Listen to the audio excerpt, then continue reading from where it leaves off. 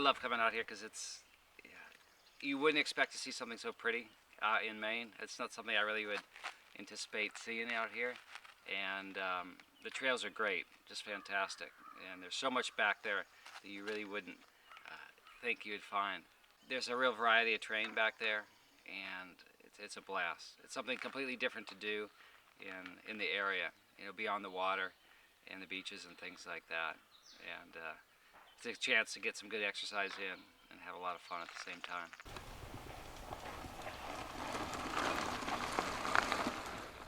There's only, I think, 3 paid employees, and yeah, all the trail stuff is volunteer, and there's a half dozen of us or so, and at times there's a lot more that help out to get some of the bigger jobs done, like some of the longer bridges and stream crossings and so forth. But it's a pretty amazing thing to be able to have this in our backyard. It's great for the people of Kennebunkport and southern Maine and beyond.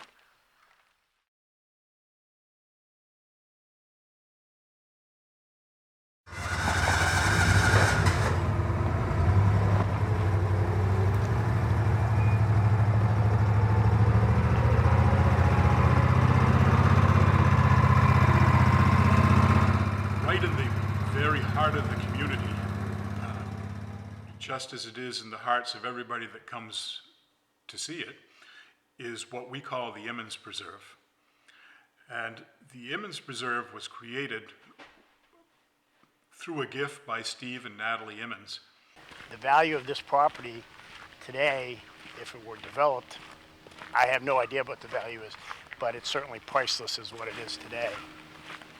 Steve was a lobsterman. He worked for the Kennebunkport Water District for years prior to becoming a lobsterman. And he moved over to the Emmons property in the 1950s. I love to mow out here because when I'm out here, it's just really, you get the feeling he's out here. He could have cashed in and moved to Florida and retired comfortably, but he realized that wasn't for him. His name went up on the property, and he will be forevermore identified with both his generosity and his desire for the public to be able to share his dreams and his values.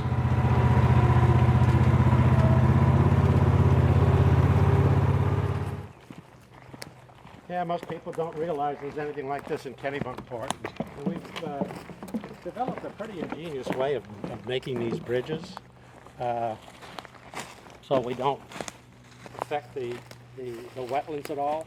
Pretty heavy duty stuff, and we had to dig down to pour footings through marine clay. We put a temporary bridge over the river to be able to get the materials on the other side. The aluminum section was brought here on a large forklift. As you can see, the result is quite striking. This project alone, to get this across, I think there were 5 of us here, and it sort of teetered on the edge when we started bringing it across. We had to chain fall it across and then brace it up and then move it again.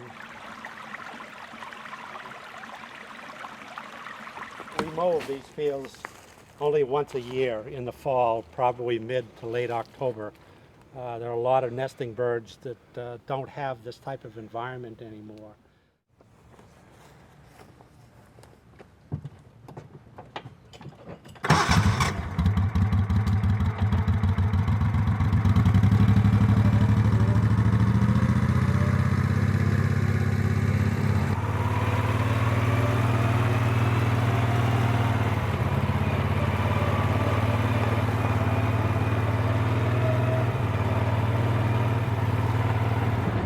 Try to put these granite monuments in at the head of each trail, so that they're well marked and everything. But we've got a bunch of them that lay out in the middle of the field that they actually used to make by drilling holes. One of the things that we told people years ago when we started the organization was that we wanted to use the community to build a network of protected properties that would keep our community a beautiful place forever. and would be a place that we could hand off to our children and they to their grandchildren. And now, over the years, we've been quite successful in putting these properties away, and our focus has shifted a bit. Now what we want to do is use the properties to build a better community. And we want people to see the beautiful places that they've helped to set aside, and to understand what's out in the woods and what's on the islands and what's in our downtown parks, and to try to show what a beautiful place we live in.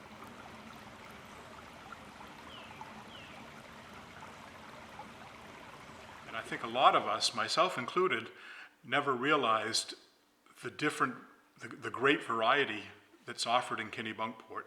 We think often about the Cape Arundel and the waterline and the beach perhaps, but we haven't explored the inland properties, and we haven't seen the streams and the ponds and perhaps been out to the islands.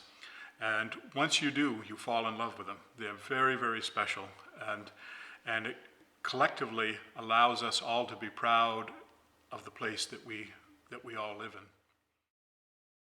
Good afternoon. My name is Bud Danis. I'm a board member of the Conservation Trust, and I've been a volunteer here for about 8 years, and on the board of directors for about 6 years. I'm Tom Bradley, and I'm the executive director of the Kennebunkport Conservation Trust. I'm Bill Case, and I've been with the trust for, I think, at least 15 years. I'm Brandon Gillard, volunteer with the Conservation Trust.